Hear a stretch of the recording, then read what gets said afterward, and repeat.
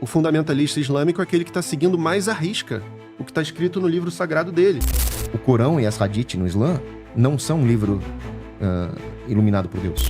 Na pior das hipóteses, eu como cristão acredito inclusive que o diabo possuiu Maomé para escrever aquelas barbaridades que ele escreve. Enquanto que o Islã, vocês sabem muito bem o que eles defendem ali, né? Apedrejamento de adúlteras, assassinato de homossexuais. Então, é claro que um livro é inspirado pelo divino Espírito Santo e o outro é inspirado talvez por Satanás, ou simplesmente o cara era maluco. Se Deus não existe, nem tudo é permitido. E eu também, inclusive, argumento que, para algumas pessoas com Deus existindo, tudo é permitido. A dizer pelo fundamentalismo islâmico. Certos comportamentos que a gente observa, você pode argumentar que o fundamentalista islâmico é aquele que está seguindo mais à risca o que está escrito no livro sagrado dele. Tal qual certas leituras da Bíblia foram feitas historicamente, tal qual certos atos por parte da igreja, como a gente observou em outros períodos históricos, e com isso a nossa discordância é significativa, se tratando de cruzadas e inquisição. E o que eu vejo é um progresso histórico, do qual o cristianismo fez parte considerável, uma vez que o Novo Testamento é muito superior ao Antigo, quando se trata de moral, a dizer pelo Sermão da Montanha e outras passagens que eu considero ser positivas. Entretanto, a ética secular moderna, iluminista, é superior ao Novo Testamento. E esse progresso liberal que eu observo na história é bastante evidente à medida que a gente foi abandonando a lei do olho por olho, dente por dente. Aí vieram os 10 mandamentos, aí veio o Novo Testamento, aí veio a Reforma, aí veio o Iluminismo, sufrágio universal, fim da escravidão, direitos humanos. E para mim tudo isso não é uma construção humana, não há ética de Deus, vamos inventar a ética. Não. A gente passou a acertar o alvo, a gente passou a observar, a constatar empiricamente as propriedades morais que existem no universo. E eu encerro por aqui essa fala inicial. O que você acha disso, Augusto? Então, quando o Matheus Benites fala que o Islã é quem mais segue à risca o livro sagrado e, portanto, você teria uma refutação da ideia de uma moral religiosa como sendo realmente o valor moral objetivo, ele está partindo da premissa que ele admitiu partir, que é a premissa naturalista, de que não existe algo sobrenatural. Então, simplesmente, Maomé escreve um livro, chama aquele livro de sagrado e as pessoas seguem. E aquele livro não seria mais sagrado do que qualquer livro de teologia, de filosofia moral já escrito por qualquer um. Mas, justamente, o Corão e as Hadith no Islã não são um livro iluminado por Deus. Eles são um livro, na melhor das hipóteses, mais um livro tratando de filosofia e teologia moral, sem nenhuma inspiração divina. Na pior das hipóteses, eu como cristão acredito, inclusive, que o diabo possuiu Maomé para escrever aquelas barbaridades que ele escreve. Então, ali nós temos uma falsa religião. Então, partindo da minha premissa cristã, nós não podemos comparar o Islã com o cristianismo, porque nós seguimos um livro que foi inspirado pelo Espírito Santo. Nós seguimos a Bíblia. E a Bíblia, inspirada pelo Espírito Santo, ela nos ensina o Sermão da Montanha, que ele citou. A Bíblia nos ensina a regra de ouro, que ele citou. A Bíblia nos ensina os 10 mandamentos, que o próprio Milor Fernandes falava que foi o melhor texto jurídico já escrito. Enquanto que o Islã, vocês sabem muito bem o que eles defendem ali, né? Apedrejamento de adúlteras, assassinato de homossexuais. Então, é claro que um livro é inspirado pelo divino Espírito Santo e o outro é inspirado talvez por Satanás, ou simplesmente o cara era maluco. Então não cabe a comparação. Depois, o Benites fala que o Novo Testamento é superior ao Velho, mas que o iluminismo, o humanismo, o secular são superiores ao Novo Testamento. Aqui eu também não concordo com a leitura dele, porque na verdade o Velho e o Novo Testamento não são um superior ao outro. Eles são todos a palavra de Deus, e o Velho só pode ser lido à luz do Novo Testamento. Inclusive o Novo Testamento ele é mais assustador que o Velho. Porque quando alguém desrespeitava os mandamentos no Velho Testamento, a punição era branda. Era uma chuva de meteoros, era inundação, isso é tranquilo. O que me dá medo mesmo é Jesus chegar pra mim e falar, nunca te conheci, afasta-te. Eu prefiro 1000 chuvas de meteoro do que isso. Então a punição eterna que é citada por nosso Senhor Jesus Cristo 150 vezes no Novo Testamento é muito mais assustadora. E justamente ela remete ao fato de que quando uma pessoa não cumpre os mandamentos de Deus, ela vai ser punida. Então, nem tudo é permitido. mas nem tudo é permitido porque Deus existe. O construto humano da ética moderna, que o Benítez falou, ele se baseia em uma capacidade do homem de aferir certas leis naturais. Tem um filósofo chamado Sokolovsky, que ele fazia uma abordagem mais fenomenológica da moral. Não concordo muito com a abordagem dele, mas a conclusão é interessante. Ele fala, a moral não é um processo de construção social, ela é um processo de descoberta de leis objetivas. Da mesma forma que as ciências naturais lidam com a descoberta de leis da física, leis da química, a filosofia moral lida com a descoberta de leis que o homem precisa se adaptar para ter um bom funcionamento operativo, inclusive se refletindo na sociedade e na política. Eu concordo. Então Quanto a isso, vamos partir daqui. Você concorda? E aí? não são leis exatamente, eu vejo mais como propriedades. Como fatos naturais. Um ser humano bem informado, ele saberia o que é certo e o que é errado. Os erros são por ignorância em atingir essa verdade objetiva. E algumas culturas acertam mais do que outras. Entretanto, são fatos naturais, não são comandos divinos, nem parte de um ente sobrenatural cuja essas propriedades são uma emanação, uma manifestação. E eu tenho um problema muito sério com isso com relação à causação. Porque se a moral e a criação é gerada por um ser sobrenatural, como que se dá esse contato do suprassensível com o sensível?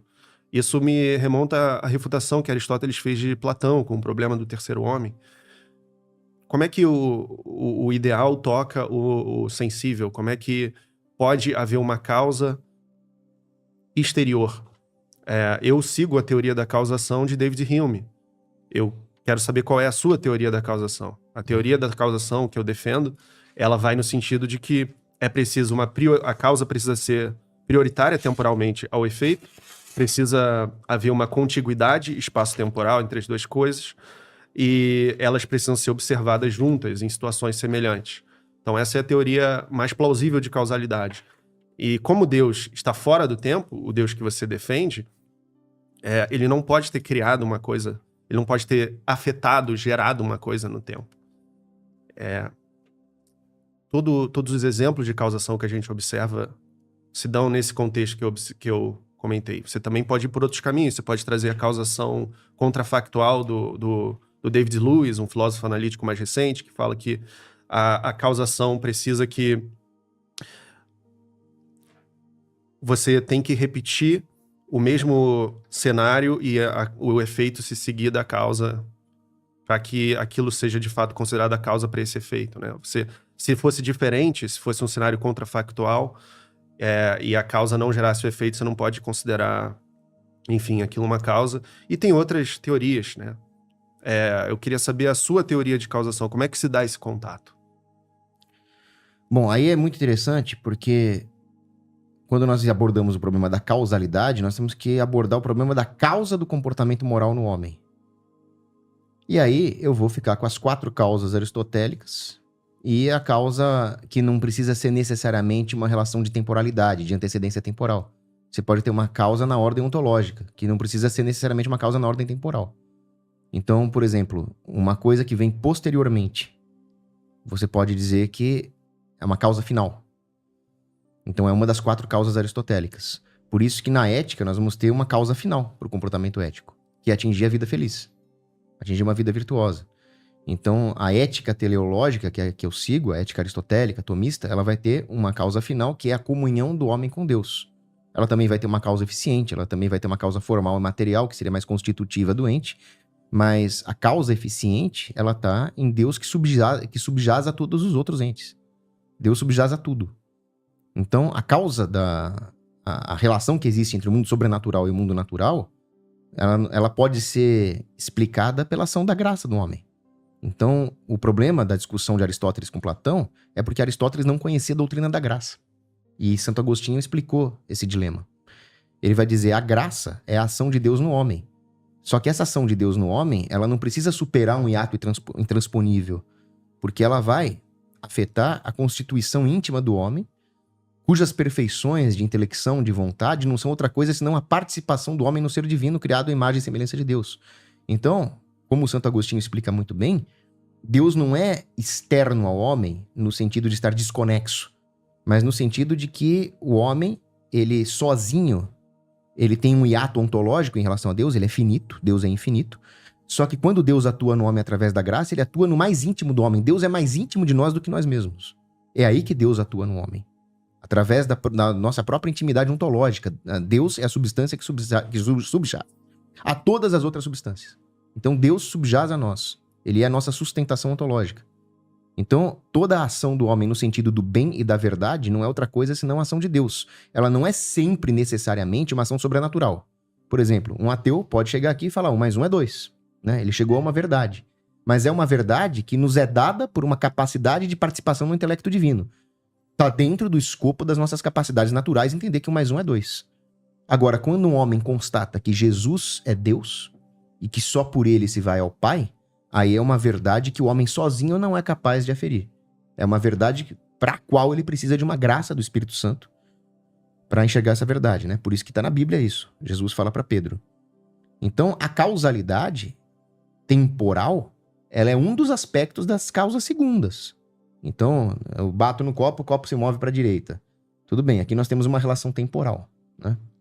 Agora, a criação do homem no universo, ela se dá dentro do tempo, mas o tempo também foi criado por Deus. E Deus não precisa se submeter ao tempo para criar o tempo. Ele pode ser a causa eficiente de toda a criação, inclusive do tempo, porque ele está numa ordem ontológica maior. Ele não precisa se submeter às coisas criadas para criar. Ele está num outro plano.